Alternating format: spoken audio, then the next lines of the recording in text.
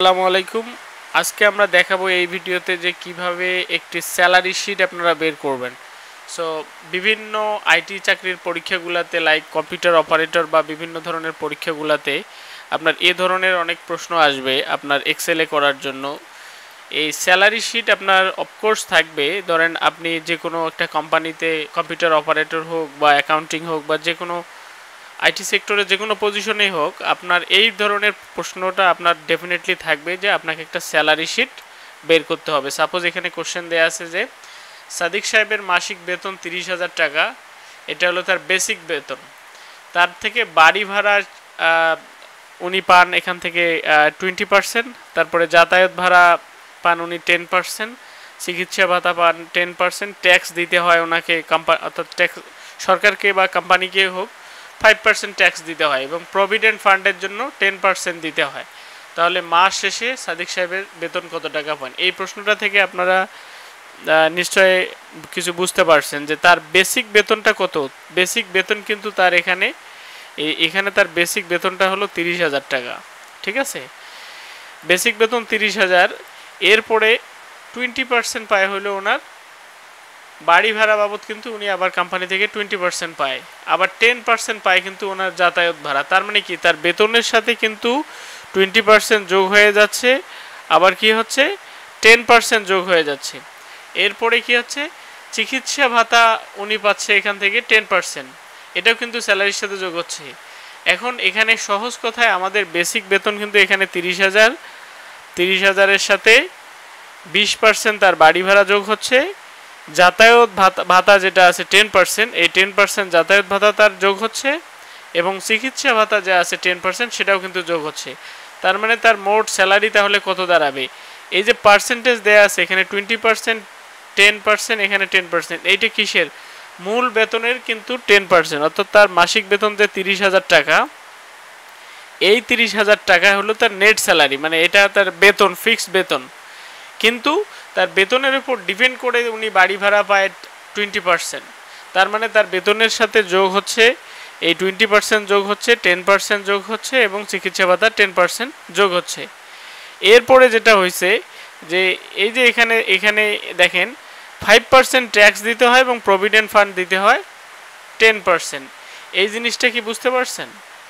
আচ্ছা, এখানে কিন্তু ট্যাক্স দিতে হচ্ছে তাকে 5% ট্যাক্স, এবং প্রভিডেন্ট ফান্ড কিন্তু দিতে হচ্ছে 10%। তার মানে কি, তার যে টোটাল বেতন হবে এই বেতনের থেকে কিন্তু তাকে ট্যাক্স দিতে হবে 5% এবং প্রভিডেন্ট ফান্ড দিতে হবে 10%। তো আশা করি আপনারা এই প্রশ্নটার বেসিক কনসেপ্টটা আমি বোঝাইতে পারছি আপনাদেরকে, যে তার বেসিক বেতন হলো 30,000 টাকা, এখান থেকে বাড়ি ভাড়া তার হলো 20%, যে যার যে মূল বেতনের সাথে এটা পার্সেন্টেজ যোগ হবে 20%, তারপরে 10% উনি পায় অফিস যাতায়াত খরচ, এবং চিকিৎসা ভাতা পায় 10%। তার মানে এই চারটা আমাদের যোগ হচ্ছে, এবং ট্যাক্স যেটা আছে, যেহেতু এটা দিতে হয় ট্যাক্স দিতে হয় এবং প্রভিডেন্ট ফান্ডটা দিতে হয়, সো এইটা কিন্তু মাইনাস হচ্ছে। তাহলে মাস শেষে সাদিক সাহেবের বেতন কত টাকা এটা আমরা বের করব। তো এইটা বের করার জন্য আমরা নিচে আরেকটা ফর্মুলা এখানে দিয়েছি, দেখেন এটা সলিউশনটা আমরা দিয়েছি, যে তার হাউস রেন্টটা হবে, হাউস রেন্টটা যে আমরা বের করব, হাউস রেন্টটা বের করতে গেলে তার যে বেসিক স্যালারি, এখানে যে তার বেসিক স্যালারি যে আছে, দেখেন এখানে যে তার হাউস রেন্টটা আমরা বের করব, এখানে বেসিক যে স্যালারি, এখানে তার বেসিক স্যালারি কত ছিল? 30,000 টাকা, তাই না? এই 30,000 টাকার সাথে গুণন হবে কি 20%, তাহলে তার হাউস রেন্টটা যত টাকা হয় তত টাকা বের হবে। তারপরে ওনার যে মেডিকেল কস্ট আছে, সো মেডিকেল কস্টটা কিন্তু কি হবে, মেডিকেল কস্টটাও কিন্তু ওনার বেসিক স্যালারি যে আছে বেসিক স্যালারির থেকে গুণ করে 10% নিতে হবে, এটা হলো তার মেডিকেল কস্ট। এবং ট্রান্সপোর্ট কস্টটাও কিন্তু দেখেন বেসিক স্যালারি গুণন 10%। এরপরে আমরা কি বের করব, ট্যাক্সটা, এই ট্যাক্সটাও ঠিক সেমভাবে তার বেসিক স্যালারি এবং 5%। আর যে প্রভিডেন্ট ফান্ডটা আছে, এই প্রভিডেন্ট ফান্ডটা দেখেন, প্রভিডেন্ট ফান্ডটা হবে তার বেসিক স্যালারি গুণন 10%, কারণ এটা হলো তার প্রভিডেন্ট ফান্ড।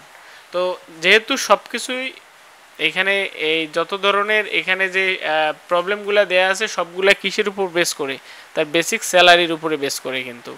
তো তাহলে আমরা যে নেট স্যালারিটা বের করব, নেট স্যালারিটা তাহলে কীভাবে বের করব? নেট স্যালারি বের করতে গেলে আমাদেরকে প্রথমে কি করতে হবে, হাউস রেন্টটা যোগ করতে হবে। এটার সাথে যোগ করতে হবে মেডিকেল অ্যালাউন্স যেটা সেটা যোগ করতে হবে। তারপরে কি যোগ করতে হবে ট্রান্সপোর্ট কস্টটা, যে ট্রান্সপোর্ট যে তার কস্ট আছে সেটা যোগ করতে হবে। এরপরে কি বিয়োগ করতে হবে কি কি ট্যাক্স যেটা ছিল সেই ট্যাক্সটা মাইনাস করতে হবে, যে এই ট্যাক্সটা যেহেতু তার মূল বেতন থেকে চলে যাচ্ছে। তারপরে প্রভিডেন্ট ফান্ড যেটা আছে সেটাও কিন্তু তার কি মূল বেতন থেকে চলে যাচ্ছে।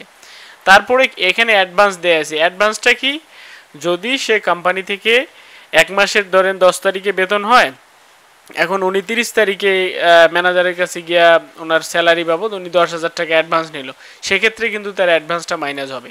তো আশা করি এই প্রশ্নটার একটা ইনিশিয়াল একটা সলিউশন আপনারা দিতে পারছেন।